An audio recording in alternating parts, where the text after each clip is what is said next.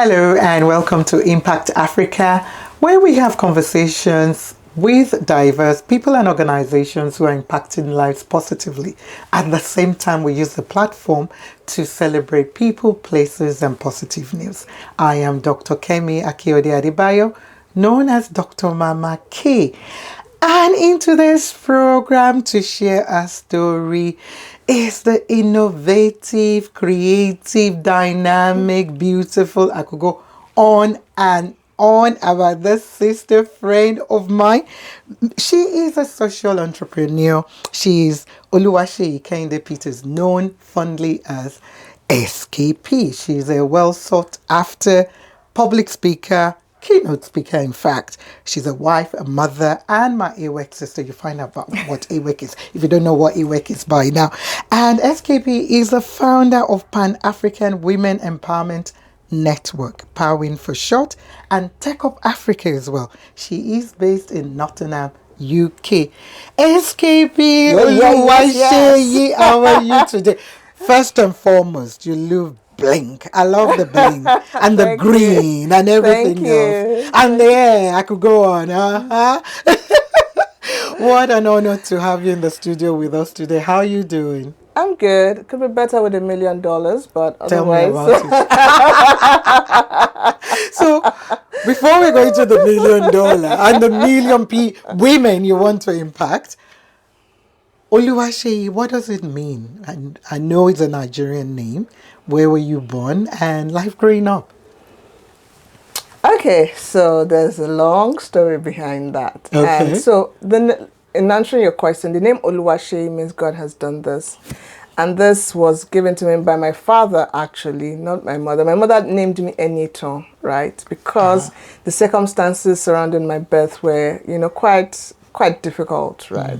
So, but my father named me in Oluwaseyi, that it is God that has done this. And really, my life has really been a testament as to the grace of God and the many things that he has done. So I think, so that's it.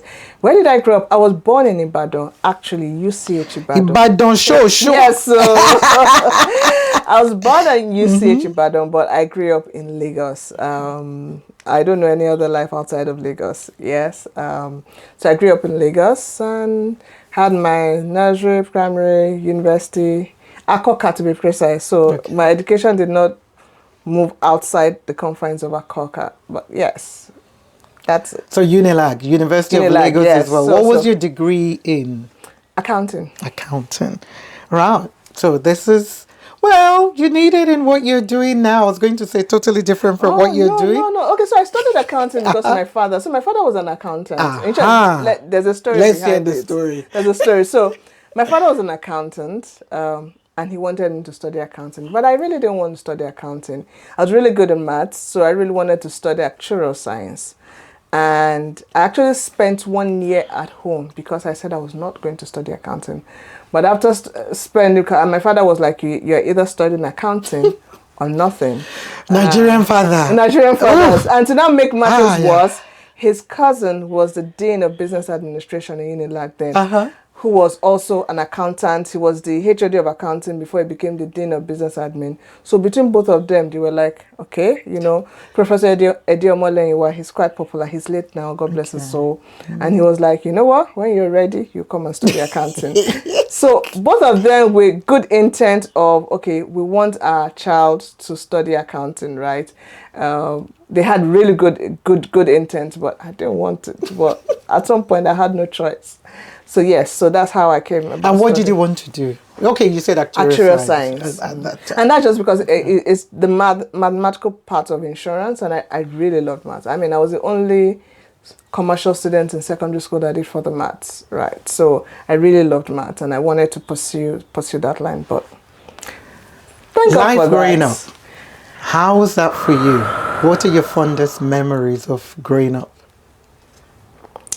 Life growing up was not as rosy, right? I'm unfortunately, fortunately, I wasn't born with a silver spoon in my mouth. But life growing up was fun. Right. It was filled with family. I think for me, it's the love of the communal you know how it is in Nigeria and in Africa, where it's a village that raises the entire village that raises a child. Yes. I think those were one of the most beautiful parts of my growing up. I mean, I recall that our neighbors, at some point, some people were at church. I used to attend Trem. They used to think that was part of the family because, you know, when they saw Ashrebi, they were so for me. I was literally a part of their family. And the fact that, you know, so many other neighbors, I was raised by neighbors. Really. So, but that communal raising up, right? And the fact that people will look out for you, people will take care of you. I mean, I think that's one thing I miss, right? Now you don't have it again. But yes, growing up was a lot of fun, a lot of love. I think that's the word. I grew up in love, right? From my mom's, in short, my mom's best friend was like my real mom because she could, so my mom's best friend could shop for me and you could be sure that I would like it. But my mom couldn't shop for me. That's an interesting one. I'm sure she didn't like it. Mom probably didn't like that far, although she must have gotten used to it. Her best friend. Yeah, exactly. As they say, you're a whatever. Whatever. So yes, and I was the only child for 7.5 years. Right. So that even made matters worse. You know, this only child, she must not be spoiled. You know, that kind of thing. So it was like everyone took it upon themselves to like raise me. So I really enjoyed that. It was beautiful. All right. As a Nigerian, what are you mostly proud of? Because I know, yes, we have a lot of negatives sometimes that follow us as a country. But like we were saying before the program started, every country, you know, has their negatives. So for you as a Nigerian, what are you mostly proud of? I love Nigerian people. I love our people. We are resilient. We are innovative. We are creative. We are fun to be with. I mean, there's never a dull moment. I like the Nigerian spirit, and I think that's how I'll put it. I like the Nigerian spirit that can survive anywhere, and that's why you find that there's really nowhere you go in the world, you would always find a Nigerian there. So yes, I like that Nigerian spirit. Right. You now live, and I completely agree with you. Very fun to be with, and a drama. Hey, you know, get part two. Yes, sir. But very, very, we love life as a people. Yes. So you live now in Nottingham, yes, England, UK. Why and when did you relocate? Okay, another long story. So why did I relocate? So primarily, I think I left Nigeria to study, right, to do my master's degree in fintech and financial markets. Right. Fintech, I mean, personal passion and all of that. And then after living a few months there, I just thought it would be great to raise my children here, right? And I actually think the seed was sown in 2015 when I went because this is my second master's. I did my MBA from University of Bradford. Right. Always studying. And then I had brought my children along with me, and they really liked it there, right? And I think since when they came for my graduation, they had been that desire for them to move. You know, they kept comparing UK with Nigeria, and all of that. So I just thought, you know what, why don't I just give them that opportunity to get a better education, to get ahead in life, really. So it's really for my children. The relocation is for my children, and they're happy, I'm happy. I was just going to ask that. How is life there? So far, they're happy. Oh, they are happy. And I think for me, you know, it's my son is in year 9 or GS3, right? Year 9, right? And he's already designing website. He's already, I mean, my son, when he wants to tell me, okay, so like for Christmas now, he does a PowerPoint presentation. Wow. With the different gifts he wants, with the links, and you need to see the animations on the presentation. This is just a presentation on what he wants for Christmas. So he gives me different options, gives me justification of why he wants each option, gives me the link. I want to meet him. Yes, that's detailed in terms of. No, that's what I tell them to do. So even my daughter, who is just about 10, she's learned how to do a PowerPoint presentation. Now, these are things that they learned in school. They probably won't have, when they were in Nigeria, they were not learning those things, you know. So it's just the ability for them to learn life skills. So for me, I grew up in Nigeria. I'm an academic. I like book and all of that. But you see, it's not really the academic work that helps in this day and age. It's the application. So I like the fact that they're learning applied things that is useful for them in the day-to-day life. So yeah. Interesting. So now let's go back to your work. Obviously, you were doing other work, HR, you were in your past life, and you're now a social entrepreneur. Why have you decided to go that path? And you've started your organization, which you're going to tell us about. So why did you decide to go that path, and when was the organization started? All your Tech Up Africa and PAWEN. Okay, so I started my career as a HR professional, and I was in it for a long time. I think about 17 years.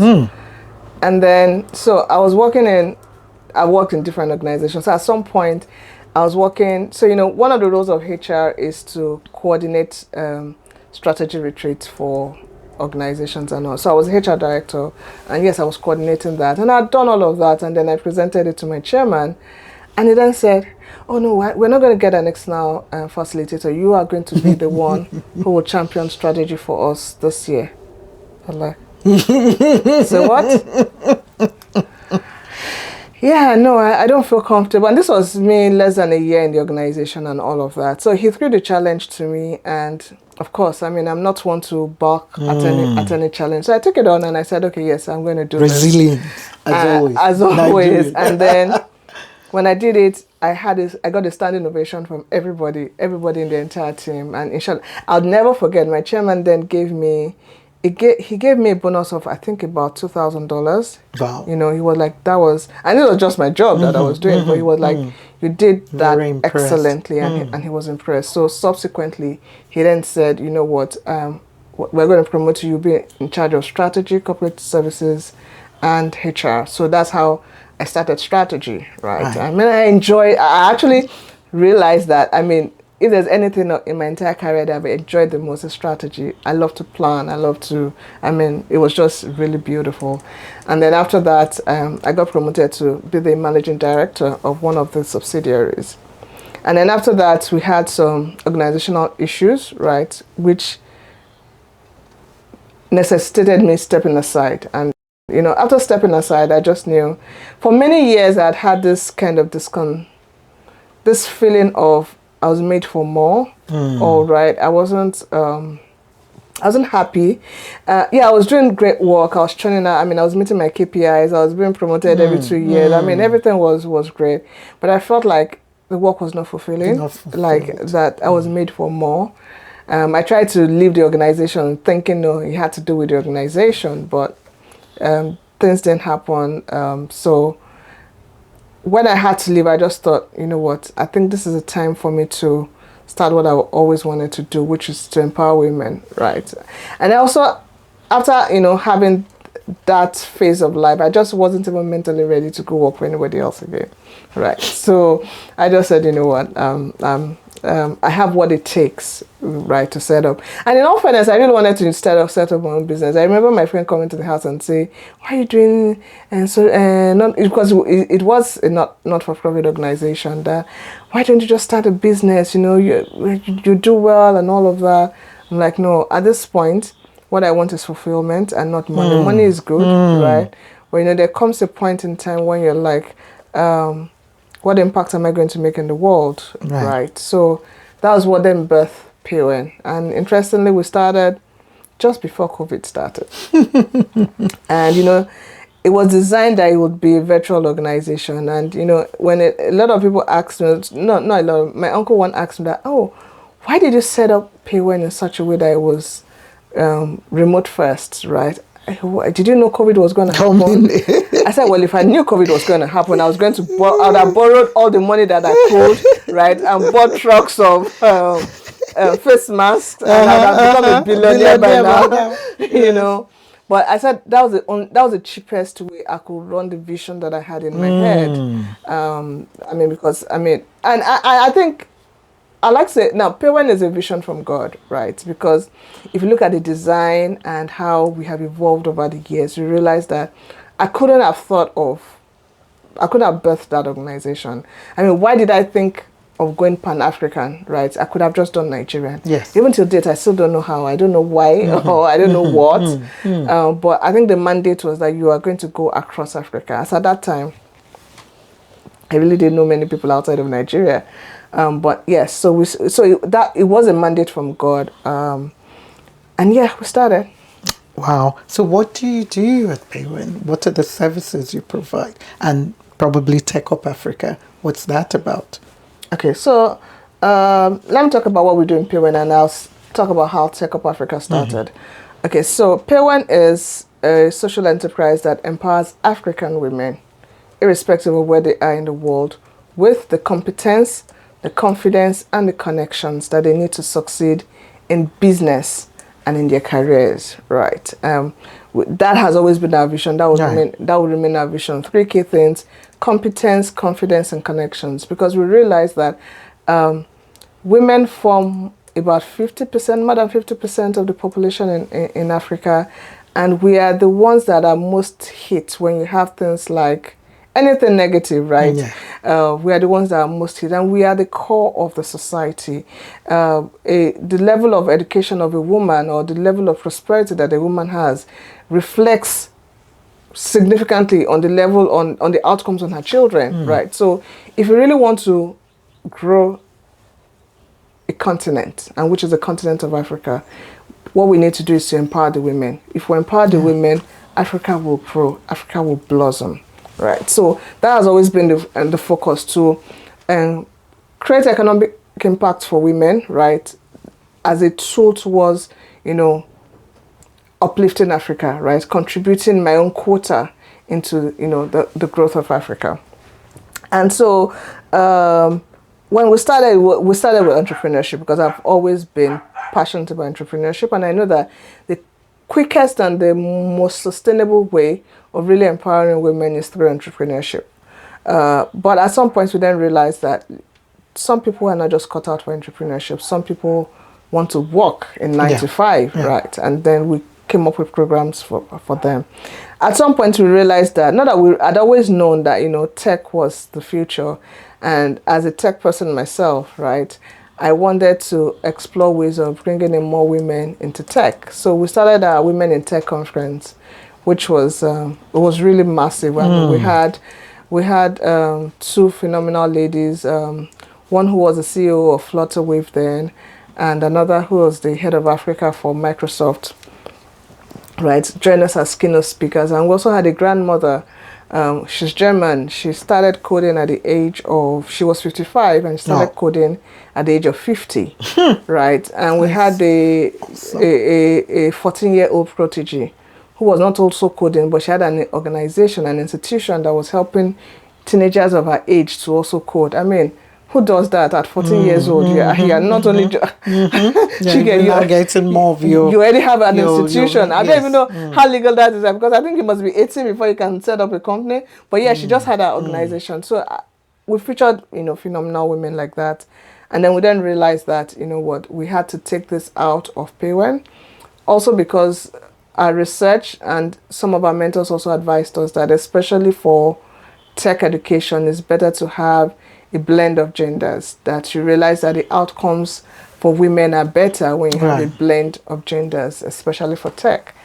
And then I had a fantastic staff. I mean, I always say this, Tech Up Africa was the baby of one of my staff, Gift Kenneth, Gigi, fantastic girl. She literally, took the vision and ran with it. And then here we are, 3 years after Tech Up Africa. So when we started in 2022, our goal was to empower 100 people to start a career in tech. Today we do 1,000 people annually. Wow. And for 2025, our goal is to do 2,000 people. We want to double that. Awesome. Right. So Tech Up Africa is typically for young Africans who want to start a career in tech. And we'll provide you with scholarships, right? And free of charge. All you just need is willingness to learn, a computer, and access to internet, right? We'll provide you with everything else. Scholarships, mentorships, and a community to learn. And then access to, resources that would also help you in your journey. So that's Tech Up Africa. So that's where we are. And then we still continued with PAWEN. And we're really doing great stuff. And in the past, we're going to be 5 in January. I'm so excited. Yeah. Well done. Thank you. We've directly trained over 3,500 women. Wow. In various programs. That's good impact. So I know we're going to take a break in a minute, but I would just want to ask this bit for this segment. So for you, what has been the biggest challenge that you've had to face, and how did you manage it, either with PAWEN or with Tech Africa? Just one, because I know there would have been many challenges, and especially as a social entrepreneur. And kudos to you with all the impact you're making and targeting, more people. More impact, from 2025 as well. And at the same time, the challenge, but I want to hear, what are you mostly proud of? Going to be 5 years next year. And what are you mostly proud of? So those two things before we go for a quick break. Okay, so the biggest challenge for any social entrepreneur is funding, right? It's always funding. I can tell of the many zillion things that we can do if we had funding. In short, I always tell people that for the first 3 years of PAWEN, it was self-funded. Everything was funded from whatever savings I had, right?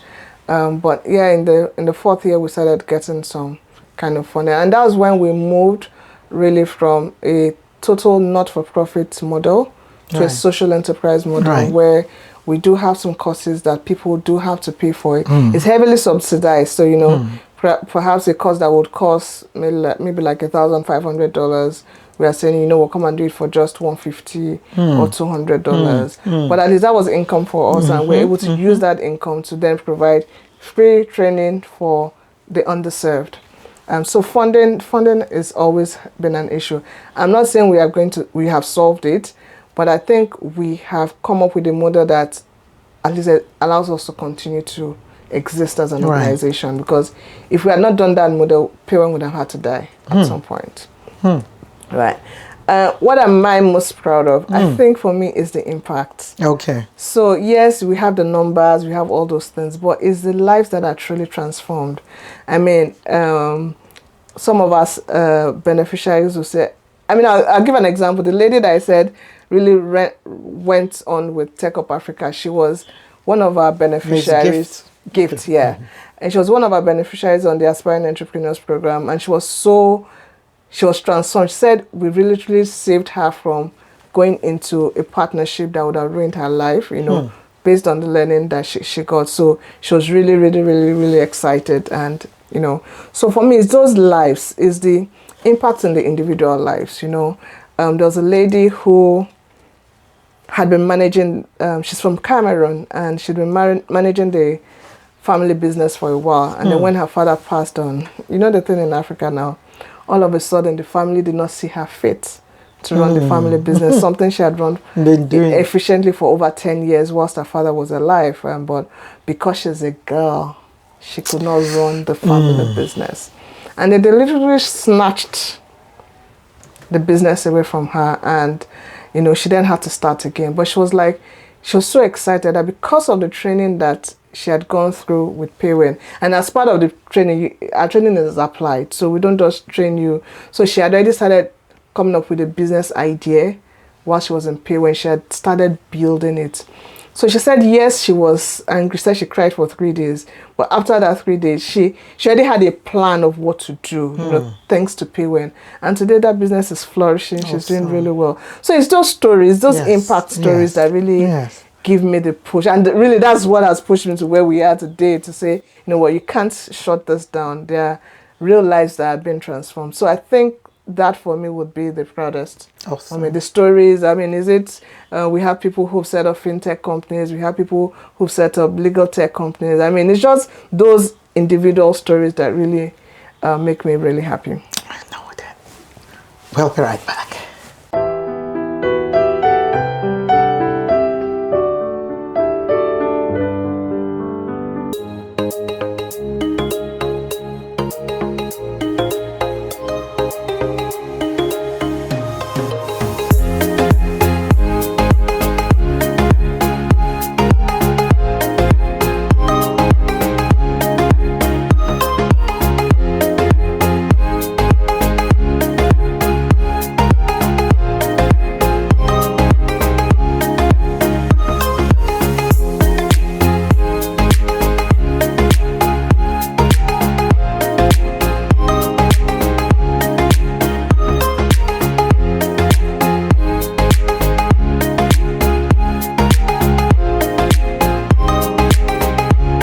Wow, Oluwaseyi, SKP.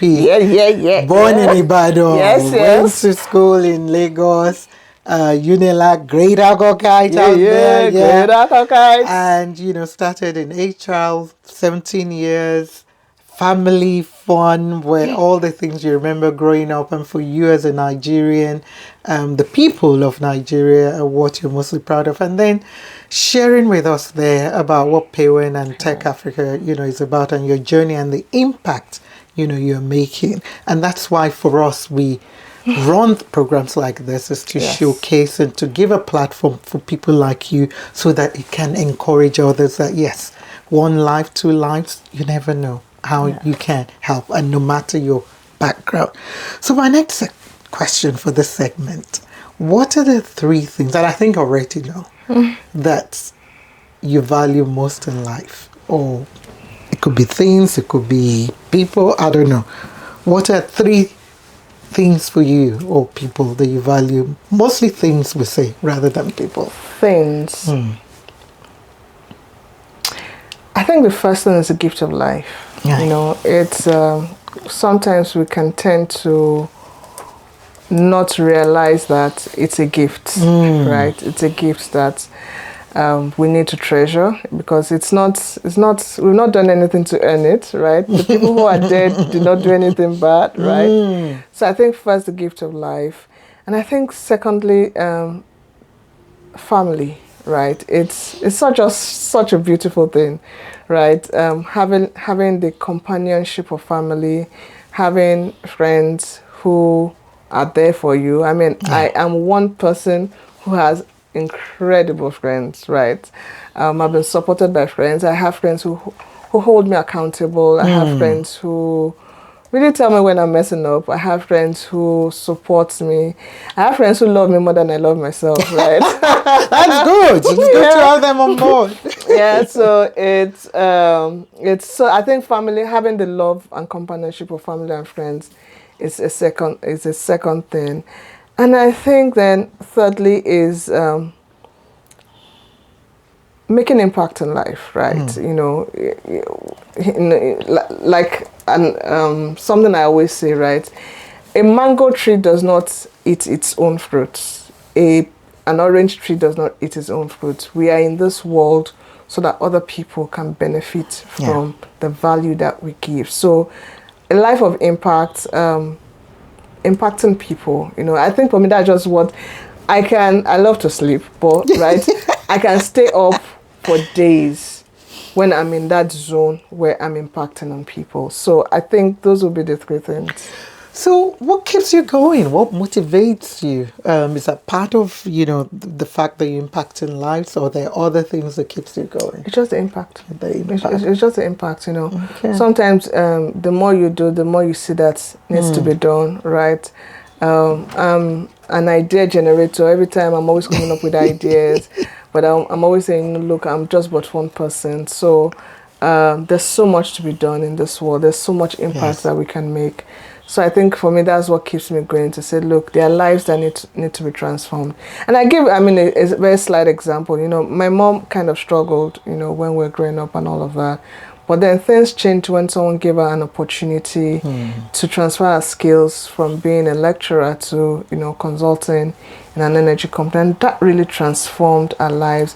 And then my mom now went on to not only train us, but to train an entire, I can't even count the number of people that my mother has trained, over more than 100, right?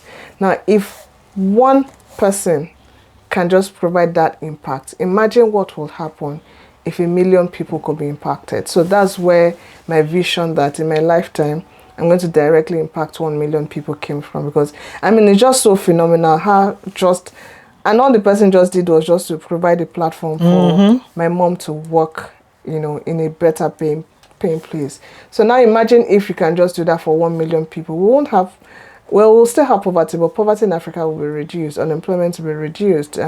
Those are 2 key things that plague us in Africa. So for me, those are the things that keep me going on. That as long as there are children on the streets who cannot eat, as long as there are women who have to mortgage their values just because of economic rewards, there's a whole lot that we need to do.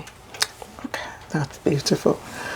My next question, success. What does that mean to you? Would you say right now, Oluwaseyi is successful?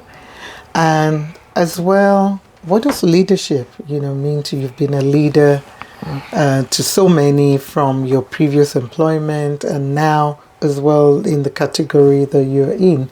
What does leadership mean to you? I'm sorry, I lied. I have a third part to that. What are the personal qualities do you think a leader should have? That's my third part. So here she puts me on the spot, but that's okay.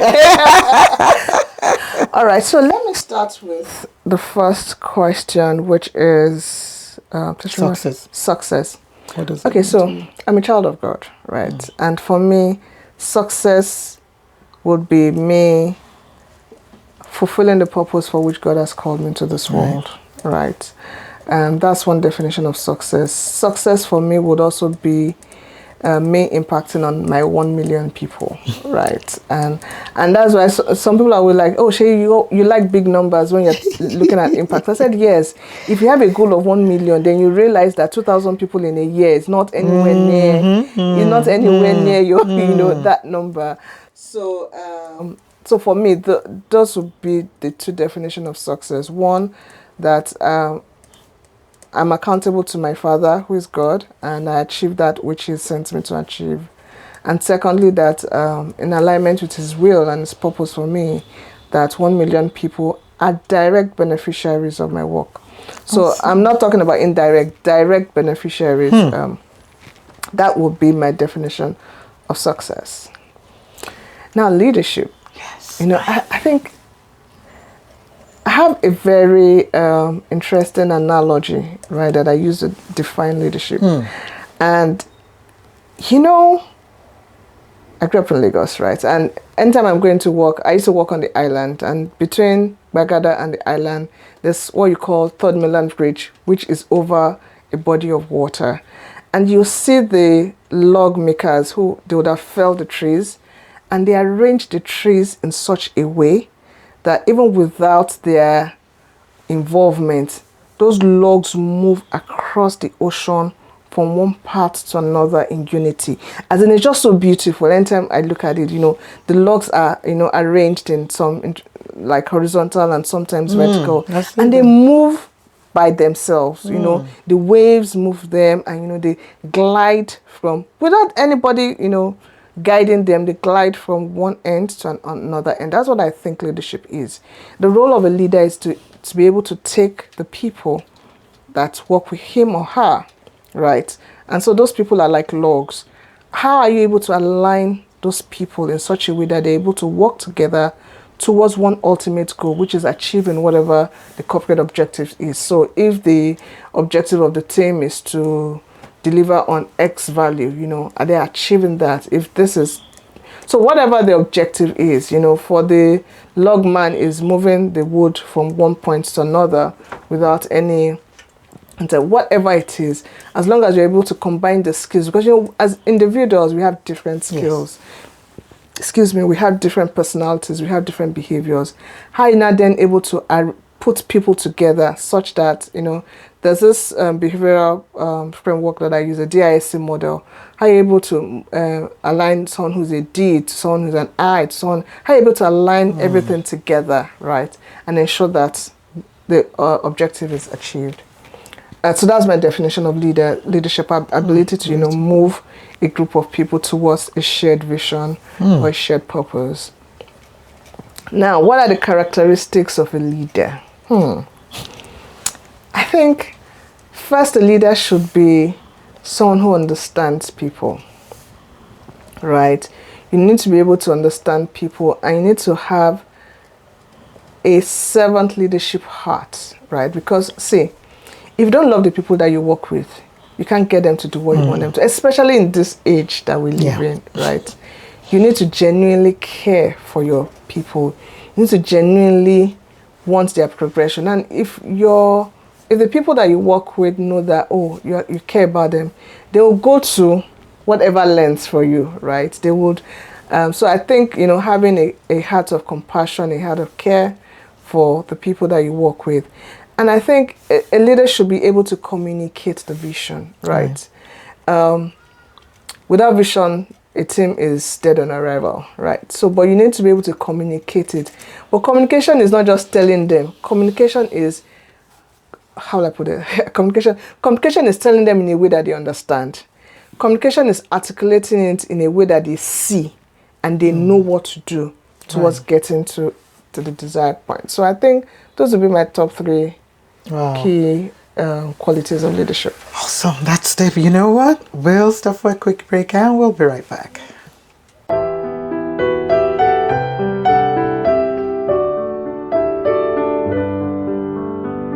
Wow, Oluwaseyi SKP, I could tag this as a masterclass because your definition of leadership, what motivates you, your values, success, what it means to you, and that analog of the log makers, for me, I need to pay attention when next I drive on Third Mainland. I do see it, but I haven't noticed, what you said there about the fact that they move. So that's a very good one. And they move for days. Nobody touching it.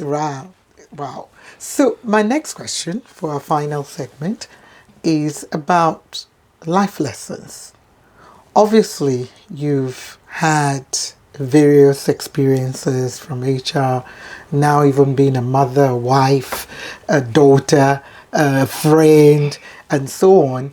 What are some of the life lessons? I know we could probably spend a lot of time on this one as always. Important to me, and for the people who watch, to hear some of the life lessons that might help them, that you could go, what, if I'd known about this, maybe I would have done it a different way, or something that you'll be able to say, what, there's a Oluwaseyi, a 10-year-old Oluwaseyi in Ibadan, to say, okay, don't do this, do that. What are some of the things? Just share with us.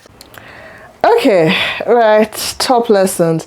I'm actually writing a book, right, which I started. I was supposed to publish it this year, but I never got around to it, but I will publish it. I like to publish books on my birthday, so I will publish it next year, and which is on 40 lessons, right? Things I've learned in my career. So I think this question is just spot on. But I'm not going to talk about the 40. I'll just talk about maybe 3 or 5.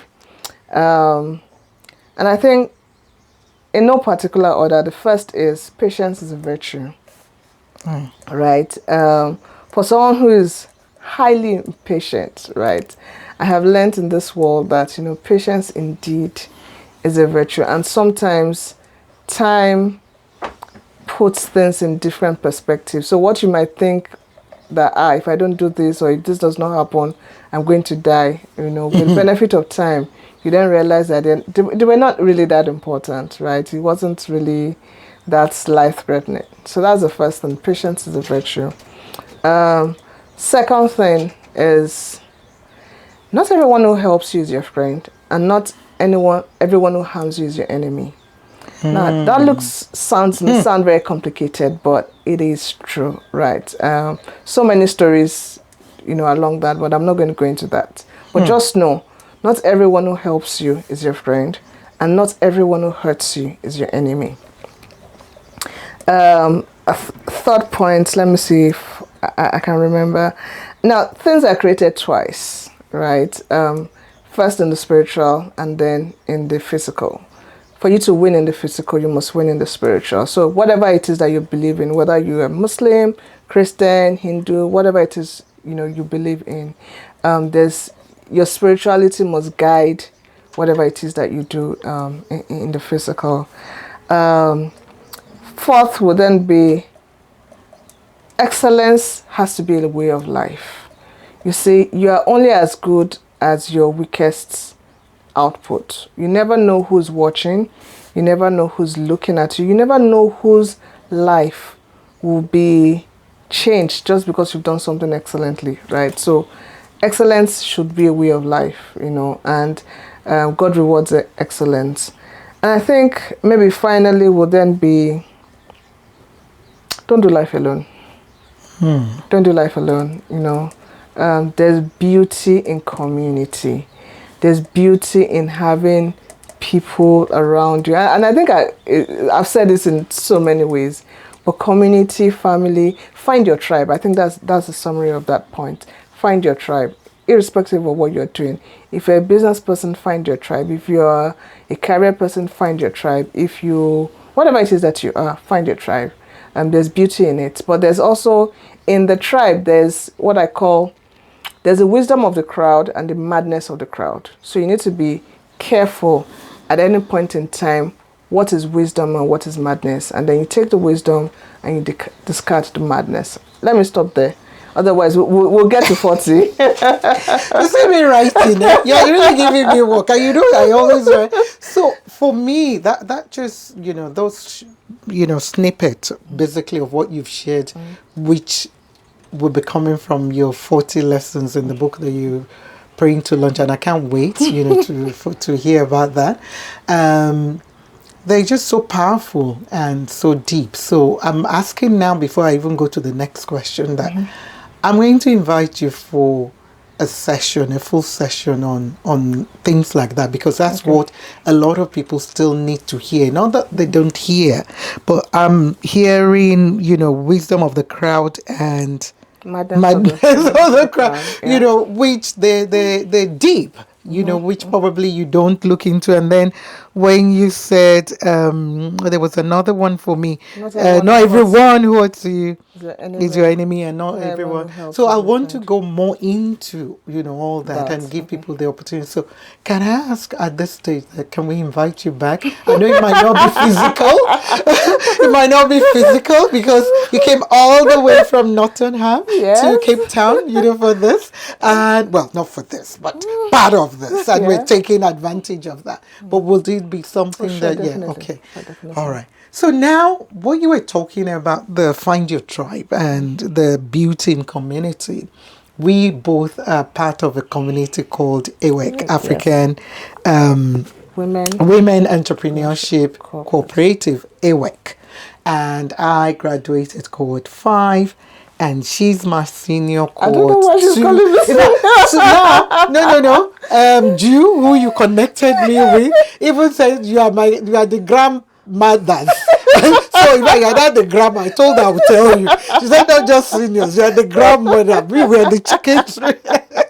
So 2 and 5, it's far now. So that was an awesome 1-year program for all of us. And for me, it was a lot, that I benefited from.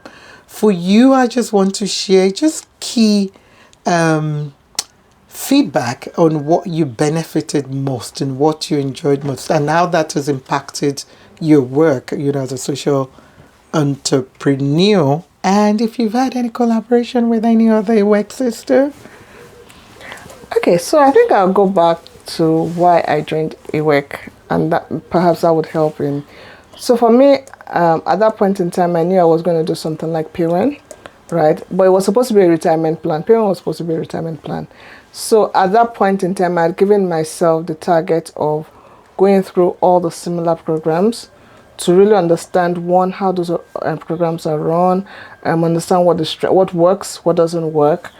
So I had done ITC Sheet Trade. I'd done a couple of other programs before doing AWEC. So for me, it was really to understand how are such programs run and how can I begin to structure my own organization.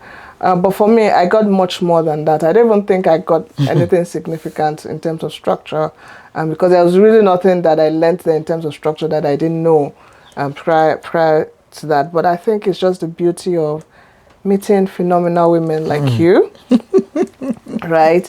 And I think that's just it. Sometimes you'll be feeling like, you know what they say about a one-eyed man in the land of the blind, right? So you'll be feeling like a local champion, right? And then you now go into the midst of and when I say phenomenal women, really phenomenal women, I mean people like Mama K, who I really don't think there's any business she's not done, and right, the years of wisdom that she has, backed with her. And there's so many women, so we're like 200 in our own cohort, right? Imagine 200 women. One of our cohort members is she's in public, I think she's a counselor, right, in Ireland.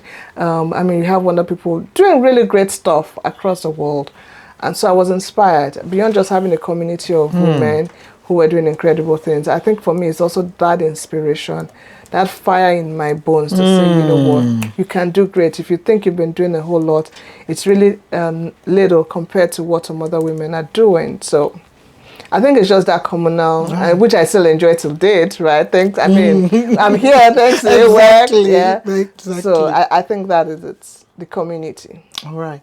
My final question. I know it's been a long one, but I've enjoyed it, and I've had awesome. A lot of people feel, oh, when we have this chat and interview, or people hear people share their story, it's that way. But more, I actually gain a lot as well from it, apart from our viewers and listeners. So, apart from your passion in leveraging technology for social impact, what social economic issues are you passionate about? That's one. Just one specific. And my question then will be, what are the solutions to some of them if you have your way? It might not be something you're doing, or it might be you're already doing it to address that particular social economic issue. So, yeah, that we can use across Africa, from South Africa, Nigeria, Kenya, in terms of solution. Well, when you say socioeconomic issues, that's what we're focused on in PAWEN, right? And I think at the core of it, are you saying outside of PAWEN and what I'm currently doing with PAWEN and TechUp, or within? Anyone. But if already you're doing, like you said, using technology, which we're hoping will address unemployment, poverty, but if there's anything else that either you're doing it now or you're not doing it now. I'm really very passionate about domestic and sexual violence. Our laws in Africa generally really does not protect victims of domestic and sexual violence. And victims could be male or female, right? Yes. Even though it's predominantly, more than 90% of DASV, as it's called, victims are women. But you also have men who are also victims. So it's something I actually currently volunteer for a charity based in the UK. I help them to analyze their monitoring reports and also liaise with the government on policies that can help prevent this or reduce this to the minimum. So yes, I'm quite passionate about that, right? Perhaps maybe sometime in the future, perhaps I may, because a lot is being done in the UK around this, but I do not think in Africa generally we have the laws that protect women. I wrote an article recently about the only fragment of what we can even call a law in Nigeria that kind of provides, it doesn't even provide enough support, protection, but it provides some for women. I'm being told that, the legislators are thinking of repealing it. And that's the only thing that women can even hold on to. So, I wrote different publications in different articles, different opinion ads, right, in different publications on this. I'm hoping that we can then begin to do something about this from the position of women. And that's one of the reasons why I like what we do with PAWEN, because one of the things, when women have the power of the purse, right, if they're economically independent, some of those things, right, will not be as rampant as they are, right? A lot of these things happen circumstantially because of, financial and economic issues. So that's something I probably would like, but I think it comes from a policy perspective, to lend my voice and to policy shaping the protection of women in Africa generally. Thank you so much. Wow. Thank you. The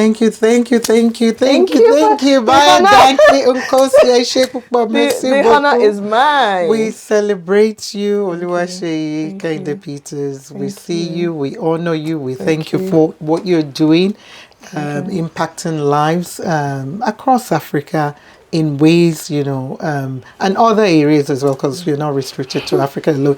You're about African women wherever they are in the world. Yes. And your goal or your vision is to see 1 million women impacted, and as well in terms of the tech, which is male or female youth and so on. So we see you, we celebrate you, we thank you for what you're doing. And we have a small a small token, you know, for you, just to say thank you. Oh, So thank you. this is from. Oh,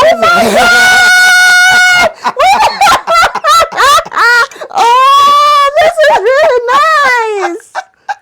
Oh, where did you get this picture from? Don't ask. We have our secret agents, and this is a product that Bold Moves as well is trying to use as income generation. So when you're sipping your tea or coffee or water I'm going to do in like Nottingham, this. you'll remember Bold Moves and today, and as well. Oh my! Oh, this is so nice. Thank it's a small token. Just to say thank you. This is beautiful. This is beautiful. Thank you. You're most welcome. I'm glad you love it. I can say I don't even need to ask you whether you like it or not, but just to say we see you, we celebrate you, we're using this platform just to say to people, you know, and because most of the people we work with are grassroots. So they're people who sometimes feel, you know, there's no hope. Their voices are not heard. You know, their voices are not heard. And what you shared, you know, at the beginning, that you were not born with a silver spoon, but you were surrounded by family and you had love, and that's what some people that we work with have, but sometimes they feel it needs to be more than that. So we're hoping when they hear voices like this and people sharing their story, they would hopefully be inspired, you know, and encouraged. So we wish you all the very, very best for the future. Thank you. One more task for you. Sorry, I know we finished. Okay. But in closing, we would love you to give word of encouragement to anyone that comes to your heart to speak to. But we want you to look directly at them to speak to them. Okay, so you can do magic. You can have anything that you desire. Magic. And that's my message, really. There's nothing you put your heart to that you cannot do. God has placed everything that you need to achieve your purpose within you. You can do it. You can make magic happen, right? So please just go for it. Be fearless, right? Bold moves, right? Be fearless. Take those bold moves and achieve whatever it is that your heart is leading you to achieve. Thank you, and see you at the top. Awesome. I love that. Be fearless. Find your tribe. A lot. You need to play this, restart, play again, because there was so much packed, you know, in there. And I really want to encourage you to please check out PAWEN and Tech Up Africa. We'll be sharing their social media handles at the end of the program in the credits. So support them either to partner or to even find out what they're doing, or even to celebrate them. Connect. You heard about us talking about how they connect, you know, people together. So connect with them, collaborate if, you know, if that's what they need. You heard about funding, biggest challenge being funding. So if there are ways, you know, as investors as well, you feel you want to invest in such a project for social impact, please do reach out to Madam Oluwaseyi Kehinde-Peters.